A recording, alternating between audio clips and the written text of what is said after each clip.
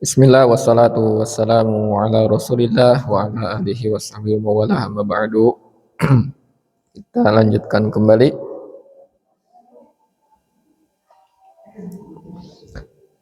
Jadi kata Al-Imam Qatadah rahimahullah bahwasanya Allah menciptakan bintang-bintang ini untuk tiga tujuan ya, tiga fungsi. Yang pertama adalah zinatun lis samai, perhiasan bagi langit. Kemudian yang kedua warujuman lisyayatini, ya, sebagai alat pelempar untuk setan. Sebagaimana yang sudah kita ketahui bersama dan dibahas di bab-bab sebelumnya, bahwasanya setan itu berusaha untuk mencuri kabar langit, ya, berita di langit.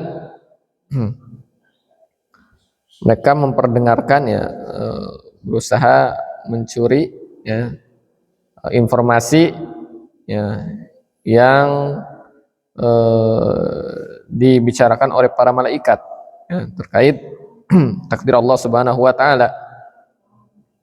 Allah menjadikan bintang ini sebagai pelempar, ya, alat untuk melempar setan-setan tersebut, ya, sebagaimana dalam surat Al-Mulk tadi, ya. Walaqad zayyana as-samaa'a ad-dunya bimasabiha wa ja'alnaha rujuman lisyayatin.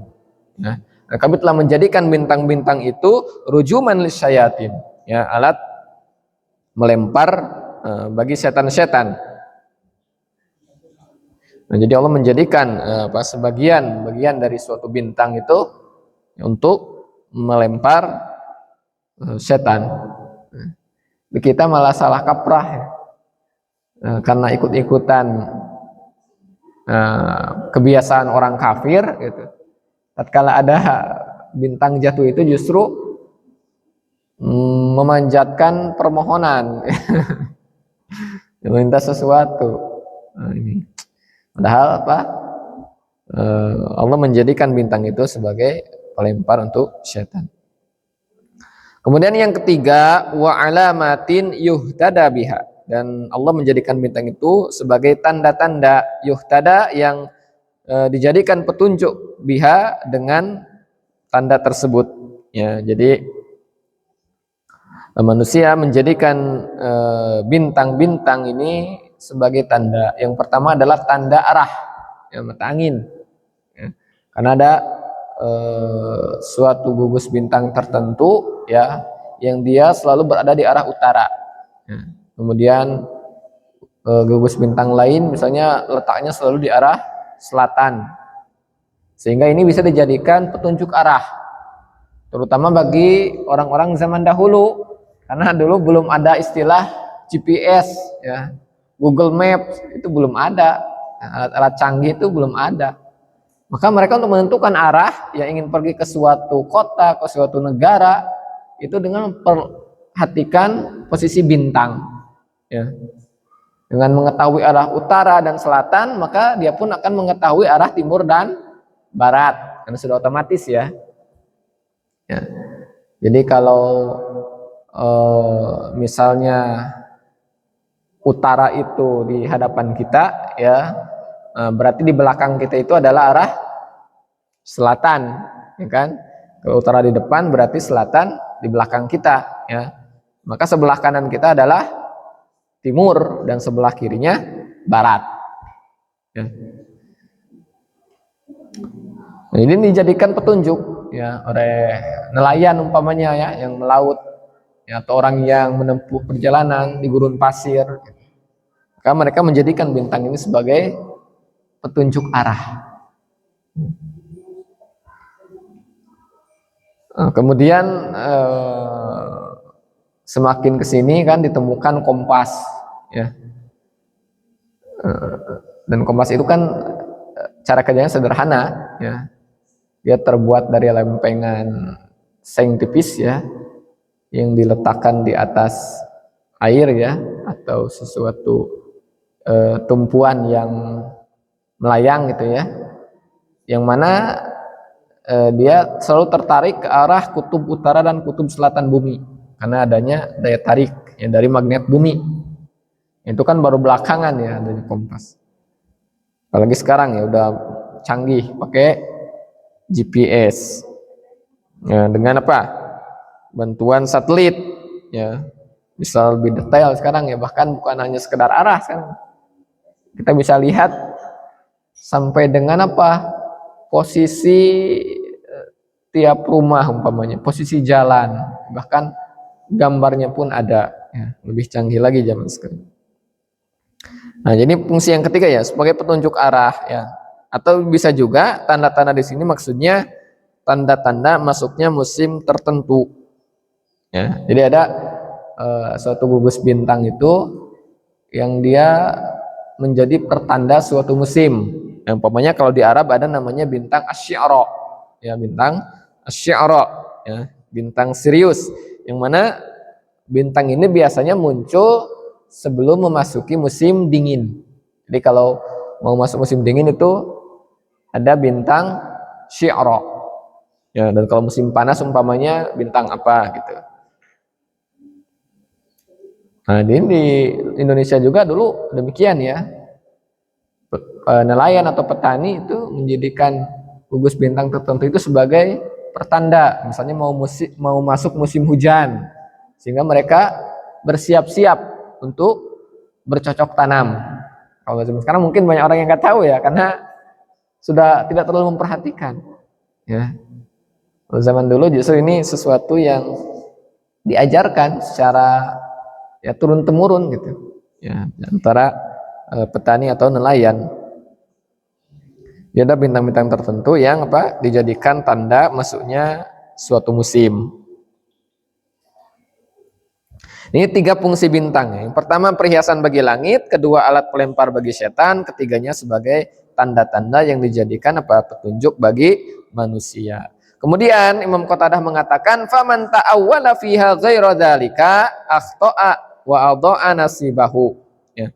Barang siapa yang mentakwil, ya maksudnya menafsirkan ya tentang bintang selain dari 3 yang disebutkan tadi, akhta'a, maka dia telah berbuat salah. Ya, dan ini termasuk kesalahan yang besar. Ya. Wa adha'a nasibahu, bahkan dia telah apa? Menyia-nyiakan bagiannya. Ya, maksudnya menyia-nyiakan bagian dia di akhirat. Ya, artinya tidak ada kebaikan sedikit pun bagi dirinya di akhirat. Berarti menunjukkan bahwasanya ini adalah perbuatan kufur. Ya, pelakunya dihukumi murtad, keluar dari Islam. Ya, sebagaimana firman Allah tatkala menyebutkan tentang sihir, ya Allah berfirman, "Wa ma lahum fil akhirati min khalaq." Ya, dan tidak ada ya bagi mereka di akhirat min khalaq, dari bagian sedikit pun. Ya, tidak memiliki bagian sedikit pun, maksudnya bagian dari kebaikan. Ya. Dan ilmu nujum ini termasuk ke dalam sihir. Ya, sebagaimana dalam bab sebelumnya ya kita nukil hadis Nabi SAW ya, manik tabasa syu'batan minan nujum faqadik tabasa syu'batan minas sihri. Ya, barang siapa yang mempelajari suatu cabang dari ilmu nujum ini ya, maka sungguh dia telah mempelajari suatu cabang dari sihir. Ya. Sehingga Imam Qatadah mengatakan barang siapa yang mempelajari ilmu nujum yang seperti ini ya, maka sungguh dia telah kufur, ya, tidak memiliki bagian di akhirat. Wa takallafa ma la ilma lahu bihi, ya, dan sungguh dia telah memberatkan dirinya dengan sesuatu yang dia tidak memiliki ilmu tentangnya. Ya, jadi Allah tidak menurunkan ilmu tentang hal itu. Ya. Allah tidak menjadikan bintang ini sebagai sebab untuk mengetahui nasib seseorang, tidak ada. Ya. Tidak pernah Allah turunkan, ya, baik melalui Al-Quran maupun melalui hadis Nabi SAW. Ya. Tidak dijelaskan bahwasanya bintang ini apa dijadikan sebab seseorang bisa mengetahui nasibnya, ya, tidak ada. Ya. Maka menjadikan sesuatu sebagai sesuatu yang bukan sebab dijadikan sebab, nah ini adalah termasuk kesyirikan. Ya. Wa kariha Qatadatu ta'alluma manazilal qamara. Nah, kemudian Imam Qatadah ya beliau membenci, maksudnya mengharamkan. Ya, jadi istilah ulama salaf dahulu kalau mereka mengatakan kariha, maka maksudnya adalah mengharamkan. Imam Qatadah mengharamkan mempelajari manazilal qamar, posisi kedudukan apa? Bulan. Ya. Karena dalam satu bulan Qamariyah, ya, bulan itu memiliki 28 posisi. Ya. Dimana kalau bulan tidak ada, ya, tidak terlihat menunjukkan berarti dia masuk bulan baru, ya kan? Di akhir bulan, ya, di akhir bulan itu bulan tidak ada. Kemudian ketika dia muncul tipis, ya, seperti bentuk alis di ufuk barat, ya, berarti menunjukkan bulan baru, ya, sekitar tanggal 1 sampai 3. Kemudian naik menjadi bulan sabit, ya kan, sekitar 4 sampai 7, ya. Lalu setelahnya menjadi setengah, kan, yang sebelah kanan dulu terangnya, lalu kemudian 3/4 sampai dia purnama, ya, bulat sempurna sekitar tanggal 13 sampai 15. Setelah itu dia mulai menghilang lagi, ya, menghilang sampai nanti berbentuk sabit sebelah kiri. Jadi kalau di awal sabit sebelah kanan, nanti terakhir sebelum menghilang sabit sebelah kiri sampai akhirnya menghilang. Jadi begitu terus berulang posisi bulan-bulan. Nah, Imam Qatadah ini beliau memilih pendapat apa? Bahwasanya mempelajari posisi kedudukan bulan ini termasuk sesuatu yang terlarang. Nah, walam yurakhis fihi Ibnu Uyainah. Demikian pula dengan Ibnu Uyainah. Ya. Zakarahu Harbun anhuma, sebagaimana disebutkan oleh Harb dari keduanya, ya. Wa rakhasa fi ta'allumil manazili Ahmadu wa Ishaqu, tetapi Imam Ahmad dan Imam Ishaq membolehkannya. Jadi termasuk khilaf di kalangan para ulama, ya. Ada yang mengatakan tidak boleh, ada yang mengatakan boleh. Nah, yang melarang itu Imam Qatadah dan Ibnu Uyainah, sedangkan yang membolehkan Imam Ahmad dan Imam Ishaq. Wallahu alam, ya, yang lebih kuat adalah pendapatnya Imam Ahmad dan Imam Ishaq yang menghukumi boleh, ya. Dan ini adalah pendapatnya jumhur ulama. Ya. Adapun Imam Qatadah, ya, beliau mengharamkan, ya, wallahu alam, mungkin karena beliau khawatir, ya, dengan mempelajari posisi kedudukan bulan-bulan tersebut, ya, kedudukan bulan, manusia bisa terjerumus, ya, berlebih-lebihan sehingga mempelajari ilmu nujum yang diharamkan. Nah, itu mungkin kekhawatiran beliau, ya. Namun pendapat yang lebih kuat adalah boleh, ya, hukumnya boleh kita mempelajari apa? Kedudukan bulan, ya, posisi bulan. Kenapa? Karena ini termasuk diantara anugerah Allah Subhanahu Wa Taala yang diberikan kepada manusia. Ya, Allah berfirman dalam surat Yasin, ya, insya Allah kita sudah pada hafal. Wal qamara qaddarnahu manazila hatta adakal urjunil qadim. Ya.